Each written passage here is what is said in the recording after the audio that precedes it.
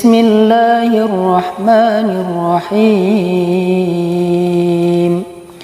والمرسلات عرفا فالعاصفات عصفا والناشرات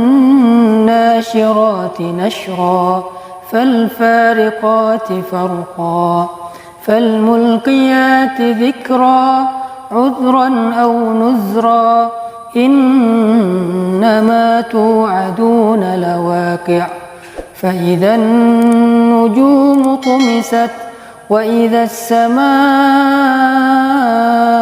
فرجت وإذا الجبال نسفت وإذا الرسل أقتت لأي يوم أجلت ليوم الفصل وما أدراك ما يوم الفصل ويل يومئذ للمكذبين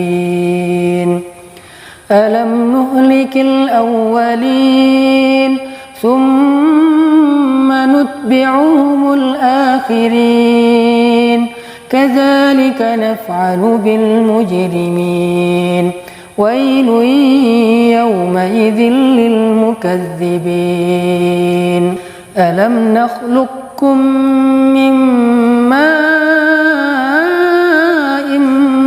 مهين فجعلناه في قرار مكين إلى قدر معلوم فقدرنا فنعم القادرون ويل يومئذ للمكذبين ألم نجعل الأرض كفاتا أحياء وأمواتا وجعلنا فيها رواسي شامخات وأسقيناكم ماء فراتا ويل يومئذ للمكذبين انطلقوا إلى ما كنتم به تكذبون انطلقوا إلى ظل ذي 3 شعب لا ظليل ولا يغني من اللهب إنها ترمي بشرر كالقصر كأنه جمالة صفر ويل يومئذ للمكذبين هذا يوم لا ينطقون ولا يؤذن لهم فيعتذرون ويل يومئذ للمكذبين هذا يوم الفصل جمعناكم والأولين فإن كان لكم كيد فكيدون ويل يومئذ للمكذبين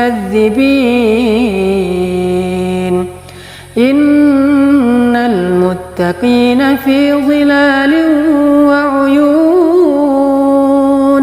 وفواكه مما يشتهون كلوا واشربوا هنيئا بما كنتم تعملون إنا كذلك نجزي المحسنين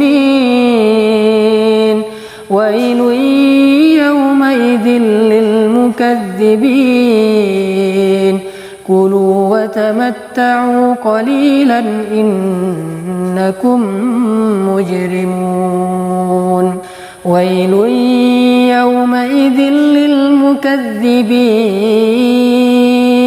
وإذا قيل لهم اركعوا لا يركعون ويل يومئذ للمكذبين فبأي حديث بعده يؤمنون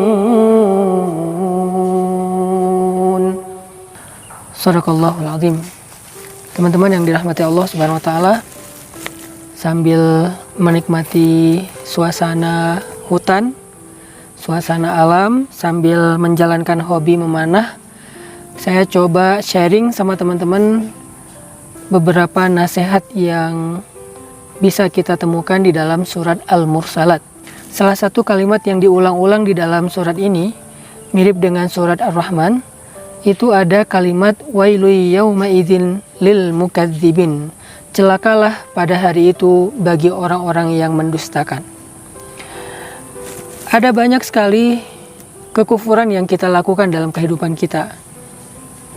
Ada yang mendustakan nikmat Allah Subhanahu wa taala.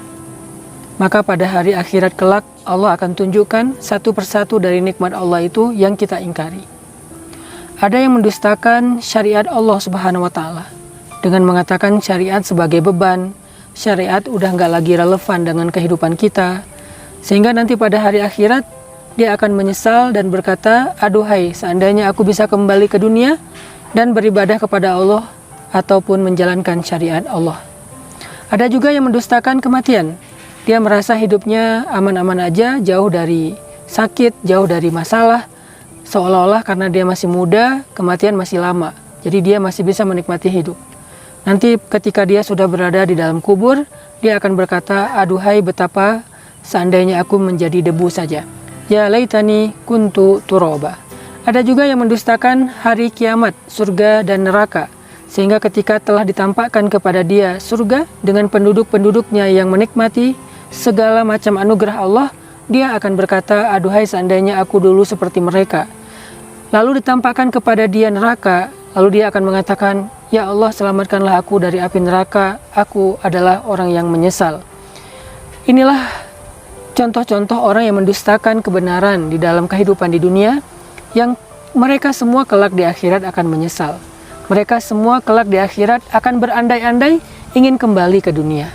Maka teman-teman, selagi kita diberikan usia dan kesempatan oleh Allah Subhanahu wa taala, marilah kita introspeksi diri kita. Coba kita belajar untuk menjadi orang yang beriman.